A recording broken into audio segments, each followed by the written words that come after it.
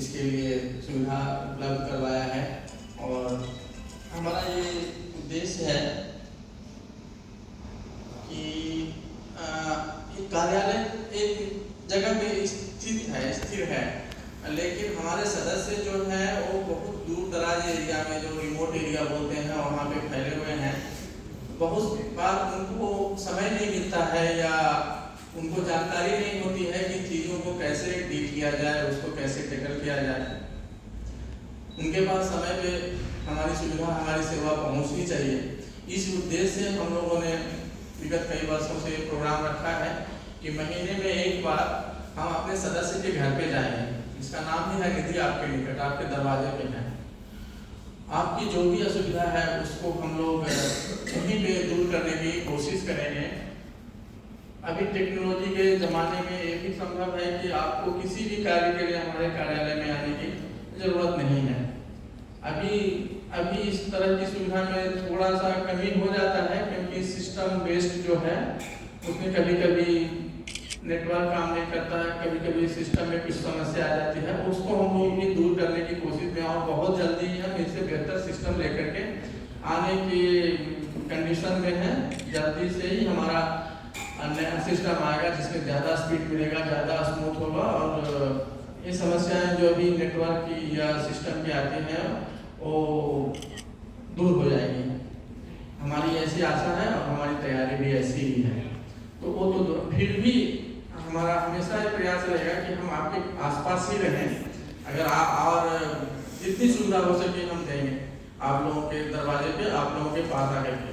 हमारे जो सहयोगी लोग हैं उनको भी हमने बोला है, और वो खुद से भी इतने तत्पर हैं, इतने एफिशिएंट हैं कि या तो आप कार्यालय में भी आए तो उन्हें आप लोगों को अच्छी सुविधा, अच्छी सेवा प्रदान करेंगे, और आपके पास आकर के भी।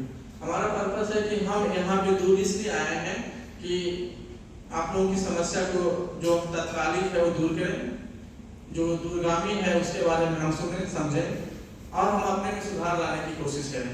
हम सुधार लाएंगे। इसके अलावा हम ये भी है कि बहुत कुछ जानकारी होती है जो आप तक नहीं पहुंच पाती है। वैसे हम सोशल मीडिया में देते हैं, न्यूज़पेपर में देते हैं, और भी तरीके से जानकारी साझा करते हैं सभी हमारे सदस्यों से, हमारे जो भी एम्प्लॉयज हैं और जो हमारे एम्प्लॉयर्स हैं, जो हमारे सभी उससे साझा करते हैं। फिर भी हम ये चाहते हैं कि जब हम बार बार आपके नज़दीक आते हैं तो आपको कुछ दिमाग से जो याददाश्त के बाहर हो जाती है उसको भी हम रिमाइंड करते रहते हैं कि ये सुविधा है। अब रिसेंटली एक प्रधानमंत्री की तरफ से एक योजना आई है जो नए कर्मचारियों के लिए है, और उस योजना में जो नए कर्मचारी ज्वाइन करेंगे उनको भी इंसेंटिव है। जो एम्प्लॉयर उनको एम्प्लॉय करेंगे उनको भी इंसेंटिव है, और उनको सस्टेन करेंगे। क्या है employability and sustainability of employment. Employ करके ना उसका आज रख लिया, 2 दिन के बाद उसको निकाल दिया, तो वो ऐसा नहीं। कम से कम 6 महीने, साल भर या उससे ज़्यादा अगर वो मैन्युफैक्चरिंग या किसी सेक्टर में नए एम्प्लॉय आते हैं तो सरकार ने 2 साल तक दोनों को भी सहयोग करने की योजना लाई है। तो प्रधानमंत्री वॉलंटरी और एम्प्लॉयमेंट जनरेशन स्कीम इस तरह से है। तो इस सभी योजना के लिए भी जानकारी आप लोगों को होनी चाहिए, और इसमें आप अपना काम करिए। इंसेंटिव देना आपके रिकॉर्ड के हिसाब से ऑटोमेटिक होता है। ऑटोमेटिक 6 महीना वेट करने के बाद ऑटोमेटिक आपको इंसेंटिव मिलेगा। तो अप्लाई करने की किसी को जरूरत नहीं, ना तो एम्प्लॉय को ना तो एम्प्लॉय को उनके अकाउंट में खुद से पैसा चला जाएगा जो उनके आधार नंबर से लिंक है। एम्प्लॉयर को उनके उस अकाउंट में पैसा जाएगा जो पैन नंबर से लिंक है। बाकी किसी को किसी चीज़ के लिए इसको आवेदन देने की जरूरत नहीं होगी। तो ये नया स्कीम है हमारा। इसके अलावा जो अभी हमारे जो सहयोगी आपको जानकारी दे रहे हैं, पेंशन क्या है, इंश्योरेंस का स्कीम क्या है, प्रोविडेंट फंड क्या है, एक बहुत सी मैं देखता हूँ समस्या जो मैं आप लोगों से कहना चाहता हूँ कि आपका प्रोविडेंट फंड जो भविष्य निधि का पैसा है वो फ्यूचर के लिए है, आपके ओल्ड एज के लिए है, जब आपको ज़्यादा उसकी जरूरत पड़ेगी। लेकिन बहुत फ्रीक्वेंटली लोग उसमें से पैसा विड्रॉ करते रहते हैं, निकालते रहते हैं। तो हमारा ये निवेदन होगा कि आप ऐसा ना करें, इसमें आपका ही फायदा है। क्योंकि जब आप उसमें पैसा नहीं होगा और एक उम्र के बाद, रिटायरमेंट के बाद, तो आपके हाथ आप डेली पैसा निकालेंगे तो डेली खर्च होगा ही। तो थोड़ा सा डेली नीड्स से आगे बढ़ करके उसमें थोड़ा सा आप सेविंग करेंगे तो रिटायरमेंट के वक्त पे आपको अच्छी खासी अगर कुछ होती है तो अपना सेटलमेंट या बच्चों का या कुछ है उसमें इवेंचुअलिटी लाइफ साइकिल की इवेंचुअलिटी जो है बीमारी के लिए या घर बनाने के लिए, बच्चों की पढ़ाई के लिए या उनकी शादी के लिए ये इवेंचुअलिटी का प्रोविजन है।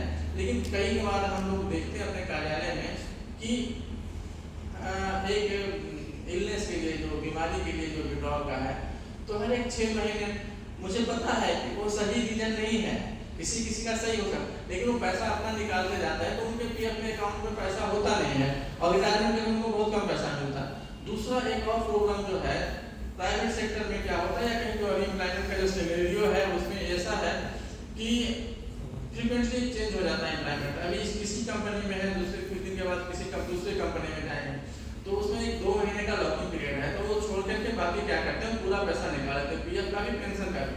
तो वो सर्विस और वो मनी तो निकल ही गया, उसका सर्विस पीरियड जो है वो नील हो जाता है, वो कुछ नहीं काउंट होता है। इस तरह से आप 5 जगह करके 20 साल नौकरी करते हैं लेकिन पता चला कि कहीं भी आपको उसमें एम्प्लॉयमेंट की कंटिन्यूटी नहीं मिल रही है और जब आप रिटायर करते हैं तो आपको उम्मीद रहता है कि आप पीएफ के पेंशनर हैं, पीएफ के मेंबर हैं। तो पीएफ के मेंबर को 3 तरह के बेनिफिट मिलते हैं, एक तो डेथ के बाद है, बाकी 2 बेनिफिट लाइफ में है, मेंबर को भी है और उनके परिवार वालों को भी है। वो है कि प्रोविडेंट फंड का जो जमा रकम है वो मिल जाएगा और पेंशन मिलेगा। किसी ने 10 साल 15 साल सर्विस किया है, रिटायरमेंट के समय में जब वो पेंशन के लिए आता है तो उसको पेंशन नहीं मिलता है क्योंकि उसकी 10 साल की सर्विस नहीं हुई है। आप सभी लोगों से मैं निवेदन करूंगा कि आप पेंशन की सर्विस को कभी क्लोज ना करें और बिना काम का पीएफ से विड्रॉल ना करें। ये 2 चीज आप ध्यान रखें, इसमें आपका फायदा है। 10 साल की सर्विस कम से कम होनी चाहिए और 50 साल के बाद 58 साल तक कभी भी आप पेंशन निकलवा सकते हैं। तो ये अगर आप ध्यान रखेंगे तो आपका थोड़ा सा फ्यूचर में सहयोग मिलेगा और बाकी जो भी नई नई बातें आएंगी तो आप हमारे जो सहयोगी हैं आपको बताते रहेंगे। लेकिन ये 2-3 चीज मैं आप लोगों को निवेदन करना चाहता हूँ कि जब भी हमारे जो सदस्य हैं वो इसका ध्यान रखें कि हमेशा पीएफ का अकाउंट क्लोज न करें। एक प्रोविजन है ट्रांसफर का, आप उसमें बहुत सुविधा होगी, ऑटोमेटिक ट्रांसफर क्लेम जनरेट होता है, ऑटोमेटिक ट्रांसफर भी हो जाता है जब आप नौकरी छोड़ते हैं। और जिस दिन भी आपके जो एम्प्लॉयर है उसमें डेट ऑफ लिविंग डाल देते हैं, छोड़ने का वक्त दिनांक डाल देंगे तो उसके बाद से वो अकाउंट में नए अकाउंट में चला जाता है तो उसको क्लोज करने की जरूरत नहीं है। तो ये 2-3 बातें ध्यान रखें, आपका भविष्य सुरक्षित रहेगा और अच्छा भी रहेगा। और पेंशन के लिए आप जरूर आप कंसर्न रहिए, आप उसके लिए सावधान रहिए कि पेंशन का अकाउंट क्लोज नहीं करना है। ये भविष्य में छोटा सा ही अमाउंट है लेकिन बहुत उपयोगी है क्योंकि ये हर एक महीने कुछ न कुछ आता है। आप एक बार में बहुत ज्यादा पैसा भी मिल जाएगा तो भी उसका उतना सिक्योरिटी नहीं है क्योंकि इसका है ना सोशल सिक्योरिटी, सामाजिक सुरक्षा है। ये सुरक्षा का इसमें एलिमेंट है कि आपको हर एक महीने कुछ न कुछ पैसा मिलता है तो हर एक महीने आपको पता है कुछ न कुछ सहयोग राशि आएगी, कुछ न कुछ हमें ऐसी पैसा मिलेगा जो हमें एक महीने के लिए जरूर। लेकिन आप एक बार में आपको बहुत ज्यादा अमाउंट नहीं मिल जाएगा तो भी हो सकता है कि किसी चैनल से बाहर निकल जाए। तो इसलिए जो असल में सोशल सिक्योरिटी है वो पेंशन ही है। पीएफ तो आप ये समझ लीजिए कि एक तरह से बैंक में बैलेंस है, सेविंग बैंक अकाउंट है, इतना इंटरेस्ट मिलेगा, इतना पैसा आपको एक लमसम मिल जाएगा, एक बड़ा काम कर सकते हैं। लेकिन पेंशन तो लाइफ लॉन्ग की बात है, जिंदगी भर, और सिर्फ ना 1% का बल्कि उनके स्पाउस का या इवेंचुअलिटी जो भी इन्होंने बता ही दिया है कि बच्चों को 25 साल तक है यार, तो इस तरह से पेरेंटिविटी में भी मिलते हैं। तो आप इसका ध्यान रखें और आपकी कोई भी समस्या हो, अगर आप कुछ भी आपको ऐसा लगता है कि पीएफ के सहयोग की जरूरत है, पीएफ कार्यालय के किसी व्यक्ति के या मेरे सहयोग की जरूरत है तो आप निश्चित हमें अप्रोच कर सकते हैं। इसके अलावा आप अगर कुछ चाहते हैं कि पीएफ में ऐसा इंप्रूवमेंट होना चाहिए या ये कमी है तो वो भी हमें बताएं। हम आपके पास इसीलिए आते हैं, हमें दोनों चीज का पता चले, हमारी कमी का भी पता चले, आपकी समस्या का भी पता चले और हम आगे अच्छा क्या कर सकते हैं, क्योंकि हम चाहते हैं जो आपसे फीडबैक मिलता है हम उसको ध्यान से देखते हैं और आगे भी उनको बढ़ाते हैं कि इसमें ऐसा काम किया जाना चाहिए। अभी मुझे ऐसा लग रहा है कि सिस्टम में हो सकता है आपको कुछ समस्या आती होगी, कभी आप उसको लॉगिन करते हैं तो नहीं होता, तो वो पता है और वो हम लोग उसको इम्प्रूव करने की कोशिश में हैं और जल्दी ही होगा, हो सकता है कि इस साल के अंत से पहले आपको एक बेहतर सिस्टम देखने के लिए मिलेगा। इसके अलावा मैं निवेदन करूंगा कि जो जो भी इम्प्लाई, हमारा एक नियम है कि जो भी इम्प्लाई